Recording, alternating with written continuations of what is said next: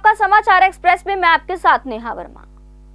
करनाल के आईटीआई चौक पर बने कच्चे गोहर पर हो रहे कब्जे के कारण उत्तर भारत के एकमात्र गन्ना प्रजनन केंद्र की सुरक्षा अब खतरे में है, क्योंकि इसी केंद्र की दीवार के साथ ही कच्चे गोहर पर कब्जा हो चुका है। रेड कारपेट ने कच्चे गोहर पर रसोई बना ली है, तो वहीं अमृतधारा अस्पताल ने कच्चे गोहर पर पार्किंग बना ली है। इसके अलावा भाटिया वर्कशॉप ने भी कच्चे गोहर पर कब्जा किया हुआ है। मौजूदा समय में इस जगह पर कब्जा कर अब और भी अवैध निर्माण कार्य हो रहे हैं। आपको बता दें कि फोटोज के माध्यम से यहां तत्कालीन एसडीएम योगेश कुमार मौका मुआयना कर रहे थे। यहां पर अब एक दुकान का निर्माण हो चुका है, जो कि कच्चे गोहर की जमीन पर हुआ है। यह ताजा मामला है। आपको यह भी जानकर हैरानी होगी कि इसकी जानकारी प्रशासन को भी है, किंतु कार्यवाही के नाम पर सिवाय धींगा मस्ती के अलावा कुछ नहीं। आपको यह भी बता दें कि वर्ष 2016 में तत्कालीन एसडीएम योगेश कुमार ने इस जगह का मौका मुआयना भी किया था और कच्चे गोहर को कब्जा मुक्त कराने की बात भी कही थी, लेकिन बावजूद इसके कब्जाधारियों से कच्चे गोहर को खाली नहीं कराया जा सका। यहां आपको यह भी बताते चले कि कच्चे गोहर पर कब्जे हो रहे हैं, उसके साथ ही गन्ना प्रजनन केंद्र है, वह भी कच्चे गोहर पर हुए कब्जों व निर्माण के कारण सुरक्षित नहीं है। यहां इसी केंद्र में गन्ने की नई नई किस्मों को भी इजाद किया जाता है। गन्ने की एक किस्म को इजाद करने में वैज्ञानिकों को 13 साल का समय लगता है। संस्थान की दीवारें छोटी हो जाने के कारण कोई भी व्यक्ति केंद्र में घुसकर गन्ने तोड़ कर ले जाता है, जिससे वैज्ञानिकों की मेहनत पर पानी फिर रहा है। वहीं यह भी बता दें कि संस्थान की 1600 मीटर की दीवार में से 800 मीटर दीवार अवैध कब्जेधारियों के हाथ में है, जिस कारण दीवार जर्जर हालत में है और इसका पुनर्निर्माण भी संभव नहीं हो पा रहा। यह सब हम नहीं बल्कि गन्ना प्रजनन केंद्र के डायरेक्टर डॉक्टर एसके पांडे ने समाचार एक्सप्रेस से विशेष बातचीत में कही है। उन्होंने कहा कि दीवार के साथ अमृतधारा अस्पताल ने पार्किंग बना रखी है, जिस कारण दीवार पर निर्माण कार्य पूरा नहीं हो पा रहा है।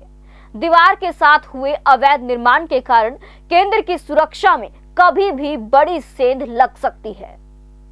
उन्होंने यह भी कहा कि वह इस विषय में शीघ्र ही करनाल उपायुक्त से मिलकर संस्थान को होने वाली समस्याओं से अवगत कराएंगे।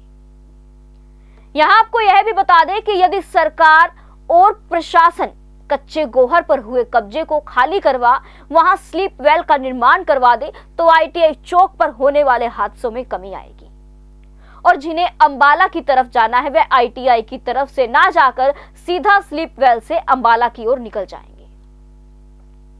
अब सवाल यहां यह भी आता है कि मुख्यमंत्री मनोहर लाल खट्टर ने कच्चे गोहर पर अमृतधारा अस्पताल की बनी पार्किंग का मामला संज्ञान में आने पर उनके कार्यक्रम में जाना उचित नहीं समझा था। तो आखिर अधिकारियों की यह बात क्यों समझ नहीं आ रही कि कच्चे गोहर को कब्जाया नहीं जा सकता? 5 वर्ष बीत जाने के बाद भी कोई कार्यवाही क्यों नहीं हो पाई? आखिर एसडीएम कोर्ट में 5 साल में तारीख पर तारीख ही लगती रही। अब कच्चे गोहर के केस की फाइल नगर निगम करनाल के हाथों में दे दी है। क्या मात्र यहां भी तारीख पर तारीख लगेगी? आखिर कार्यवाही क्यों नहीं? आखिर वो कौन है जो कच्चे गोहर से अवैध कब्जे और निर्माण कार्यों को हटने नहीं दे रहा? देखिए करनाल से विशेष संवाददाता तरुण मदान की है खास रिपोर्ट। दोस्तों, मैं हूं तरुण मदान और आप इस समय देख रहे हैं समाचार एक्सप्रेस। मैं आपको बता दूं कि इस समय मौजूद हूं आईसीएआर गन्ना प्रजनन संस्थान क्षेत्रीय केंद्र करनाल, जिसकी स्थापना यहां पर अंग्रेजों के समय में हुई थी 1932 में, यानी कि 1932 में। और आपको मैं यहां बता दूं कि इस समय मेरे साथ बात करने के लिए मौजूद है यहां के director doctor SK Pandey ji, जो हमें गन्ना संबंधी विस्तार से जानकारी भी देंगे। इसके अलावा 2 दिन पहले हमने आपको एक खबर दिखाई थी कच्चे गोहर से जुड़े मामले को लेकर। उस कच्चे गोहर पर कब्जे को लेकर आईसीएआर गन्ना प्रजनन संस्थान को क्या नुकसान हो रहा है और उनकी सुरक्षा में कितनी चूक है, और उसके लिए वो कब्जा हटाने के लिए इन्होंने क्या क्या प्रयास किए, इसके बारे में हमारे साथ वार्ता करेंगे डॉक्टर एस के पांडे जी। पांडे सर, सबसे पहले आपका स्वागत है समाचार एक्सप्रेस में। धन्यवाद। सर, ICAR गन्ना प्रजनन संस्थान जिसकी स्थापना आपने हमें बताया कि 1932 में हुई थी। सर, अगर हम बात करें तो मौजूदा समय में कौन कौन से राज्यों के लिए यहाँ पर सेंटर बनाया गया, करनाल को स्पेशली? हमारा गन्ना प्रजनन संस्थान क्षेत्रीय केंद्र करनाल, जो ICAR गन्ना प्रजनन संस्थान कोयम्बटूर की एक इकाई है, और गन्ना प्रजनन संस्थान कोयम्बटूर में वर्ष 1912 में स्थापित किया गया था, जो ब्रिटिश पीरियड में अवस्थित था और मद्रास गवर्नमेंट के अंदर काम करता था। बाद में यह संस्थान ICAR कृषि भवन नई दिल्ली के अंतर्गत आ गया, और 1932 में ब्रिटिश पीरियड में ही उत्तर भारत के 5 राज्यों के लिए, हरियाणा, पंजाब, आधा मध्य प्रदेश, पूर्वी पश्चिमी उत्तर प्रदेश और राजस्थान हेतु गन्ना की किस्मों को, उस क्षेत्र के अनुकूल गन्ने की किस्मों को ईजाद करने के लिए इस केंद्र की स्थापना की गई थी। 1932 से सतत यह केंद्र अपना कार्य कर रहा है, और बहुत सारी ऐसी किस्में यहाँ से निकली हैं जो किसानों की और चीनी मिलों की दशा को सुधारती रही हैं। वर्तमान में क्या, वर्ष 2008 से लेकर वर्ष 2006 से लेकर 2010 के बीच तक गन्ने की वैरायटी की बड़ी कमी हो गई थी, जिसके चलते हम लोगों ने अनुसंधान कर एक बहुत ही उत्कृष्ट गन्ने की किस्म का इजाद किया, जिस किस्म का नाम है CO0238।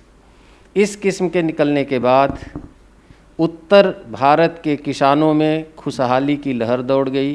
किसानों की प्रति एकड़ उपज काफ़ी बढ़ गई, लगभग दुगनी उपज हो गई, और चीनी मिलों को अधिक से अधिक चीनी उत्पादन होने के चलते चीनी मिलों ने अलग गोदाम बनाया, चीनी का भंडारण नहीं कर पा रहे थे। यह वैरायटी अभी भी हमारे उत्तर भारत के क्षेत्र में किसानों और चीनी मिलों को काफ़ी लाभ दे रही है, और इस केंद्र का लाभ देखा जा सकता है, पूछा जा सकता है। और मैं ये बताना चाहता हूँ कि गन्ने की किस्म 13 वर्ष में एक किस्म निकलती है, और हमारे गन्ना प्रजनन संस्थान क्षेत्रीय केंद्र करनाल के अंतर्गत 1 साल से लेकर 13 साल के गन्ने की पौध हमारे खेत में उपस्थित है। सर, अभी आपने बताया कि गन्ने की एक किस्म को तैयार करने में 13 वर्ष का समय लग जाता है, यानी कि गन्ने की वैरायटी को तैयार करने में वैज्ञानिकों का 13 साल की मेहनत लगती है। हमने आपसे 2 दिन पहले भी टेलीफोन के लिए आपसे वार्ता की थी। जो ICAR गन्ना प्रजनन संस्थान क्षेत्रीय कार्यालय करनाल की जो दीवार है, उसके साथ जो भी अतिक्रमण किया गया है, कच्चे घोर को जो रास्ता जाता है, अगर हम आपकी बात को मानते हैं तो यानी अगर वो दीवार अब कितनी छोटी होगी और कितनी बड़ी होगी, और जिन्होंने कब्जा किया हुआ है उससे संस्थान की सुरक्षा को कैसे चूक हो सकती है? संस्थान की सुरक्षा, अभी मैं आपसे बता रहा था कि हमारे इस बाउंड्री वाल के अंदर, हमारे केंद्र के परिसर के अंदर, हमारे फार्म में 1 साल से लेके 12 साल, 8 साल तक की वैरायटी, 10 साल तक की उम्र की, हर उम्र की वैरायटी हमारे केंद्र में उपस्थित हैं, जो आगे चलकर अच्छे गन्ने की किस्म बनेगी। और बार बार बाउंड्री वाल के साथ अतिक्रमण ये हुआ कि बार बार बाहर से सड़क बनती रही, उसकी ऊंचाई घटती रही। ये तो चलो सरकारी निर्माण कार्य था। हमारी बाउंड्री वाल नीचे से तो ऊंचाई है, लेकिन आगे से कुछ लोगों ने हमारे गेट से ITI चौक के बीच में, हमारे गेट से करीब आधा किलोमीटर के बाद से ही इंक्रोचमेंट काफ़ी शुरू हो गया है। लोगों ने घर बना लिए हैं। घर बनाने के बाद एक वो रेड कारपेट लॉन भी बन गया है, जिसकी जो बाउंड्री वाल से हमारे लगते हुआ है। और उसके आगे हॉस्पिटल, कौन हॉस्पिटल बन गया है, अमृतधारा माई हॉस्पिटल बन गया है, जिसकी इस हॉस्पिटल ने तो काफ़ी ही हमारा अतिक्रमण कर दिया कि हमारी बाउंड्री वाल के ऊपरी जो ग्रिल लगी थी वहाँ तक इन्होंने मिट्टी भर के पार्किंग बना दिया, आर पार वहाँ से आना जाना शुरू हो गया है। बीच में क्या हुआ कि इन्होंने सारा ड्रेनेज, जब अस्पताल बनाया था तो बड़े बड़े छेद करके अपने हॉस्पिटल का पूरा पानी हमारी दीवार को छेद करके उधर हमारे खेत में निकालते थे। फिर मैंने डीसी से मिला, मैं डीसी साहब से मिलने के बाद लिखित दिया, वहाँ से कंप्लेन मॉडल टाउन थाना के लोग संज्ञान में आए। तब डॉक्टर गुप्ता जीवित थे, जिनका स्वर्गवास हो गया, दुख के साथ सूचित करना पड़ रहा। उन्होंने तुरंत क्या किया कि उनको सबको बंद कराया और हमारी बाउंड्री वाल के ऊपर ही उन्होंने तार लगा रखा था। फिर हमने, हमारे प्रयास से उन्होंने तार हटाया, फिर अपनी तरफ उन्होंने पिलर गाड़ के अपना तार अभी भी लगाया हुआ है। हमारे गन्ना के फार्म में, रिसर्च क्षेत्र में एक एक गन्ने की कीमत आंकी नहीं जा सकती। अगर आगे चल के वैरायटी निकलती है तो देश को अरबों का फ़ायदा होने वाला है और हर उम्र की वैरायटी हमारे खेत में है। मैं ऐसा देखता हूं कि बाउंड्री की हाइट छोटी हो जाने से लोग फांद कर जाते हैं और गन्ना तोड़ के ले आके चूसते हैं। उनको पता है कि ये केवल गन्ना है, लेकिन हमारे लिए बहुत ही कीमती मटेरियल है रिसर्च का, जो देश के किसान भाइयों के साथ इस बाउंड्री के साथ छेड़छाड़ होने से बहुत बड़ा इस देश का नुकसान हो रहा है। मैं तो हमेशा, अभी इस बाउंड्री वाल को रिपेयर का कार्य चल रहा था और हॉस्पिटल तक हमारा रिपेयरिंग का काम हुआ, लेकिन उनके अतिक्रमण के चलते हमारी दीवार वहाँ जो डैमेज हुई है उसे गिरा के पुनः निर्माण करना है।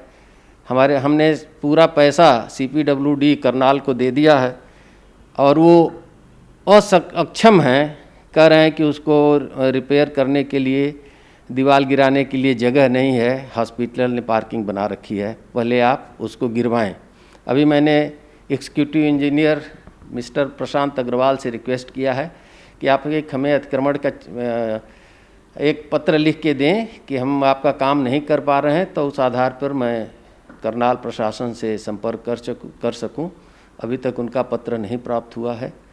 तो मेरा प्रयास है और मैं ये चाहता हूं कि हमारी बाउंड्री वाल, हमारे केंद्र की बाउंड्री वाल का घेरा चुस्त दुरुस्त रहे, ताकि हमारे संस्थान से गन्ने की जो किस्में निकलेंगी वो देश के भविष्य हैं, उनको बचाने का कार्य बहुत ही आवश्यक है। देखिए, मैं आपको बता दूं कि जिस तरह से हमने आपको 2 दिन पहले खबर बताई थी, कच्चे घोर के रास्ते पर जो भी अतिक्रमण हुआ है, उससे जिससे कि आने वाली पीढ़ी को अरबों रुपए का फ़ायदा हो सकता है, उसको कितना नुकसान अब झेलना पड़ रहा है।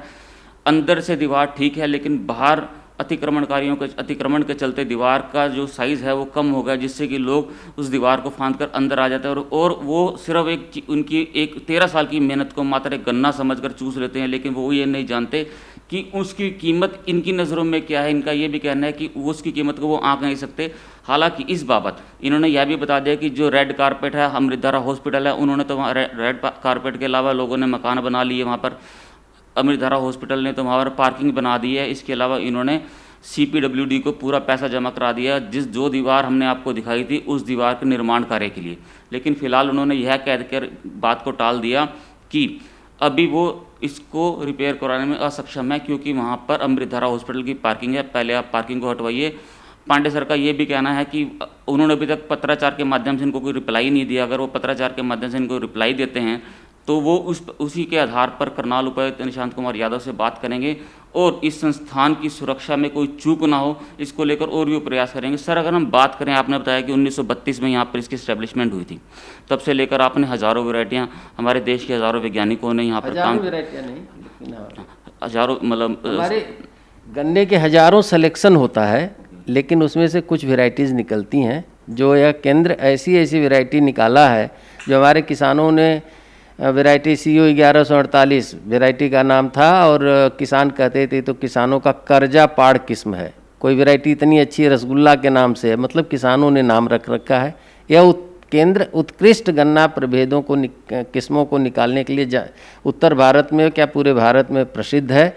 अभी हमने 2020 में दिसंबर महीने में एक ऐसी किस्म ईजाद की है CO 15023, जिसमें ऐतिहासिक चीनी है। अभी तक इतनी चीनी वाली कोई किस्म ही नहीं थी। उस किस्म का और उसका बीज मैं किसानों को दे रहा हूँ। पिछले दिसंबर से लेके अभी भी हमारे यहाँ किसानों का रेला लगा रहता है। रोज़ 300 से 400 किसान यहाँ पर आके इस वैरायटी को ले जा रहे हैं। पूरे उत्तर प्रदेश से MP, महाराष्ट्र के भी कुछ पार्ट में हमारी वैरायटी गई है। तो इस केंद्र का इतना महत्व है।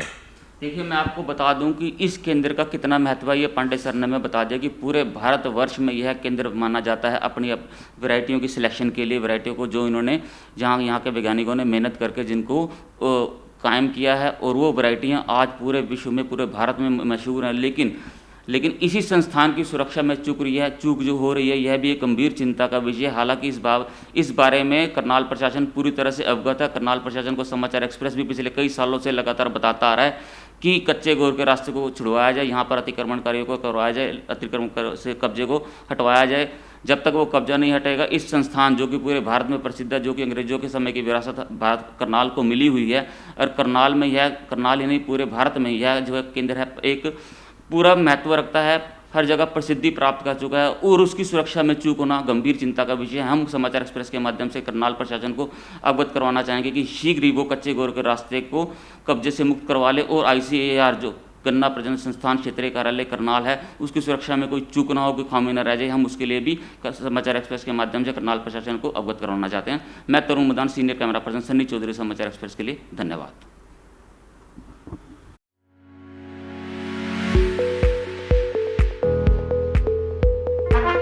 ब्रेकिंग न्यूज रास बसेरा आपके लिए लेकर आए हैं खास मौका, वो भी हरियाणा सरकार की अफोर्डेबल हाउसिंग योजना के साथ, जिसके तहत आपको मिलेगी 6 लाख रुपए तक की सुविधाओं के रूप में सब्सिडी, जैसे कि free parking, EDC, IDC free, club charges free और मेंटेनेंस फ्री, और कोई हिडन चार्जेस भी नहीं। तो आज ही बिना देर किए अपने सपनों का घर बुक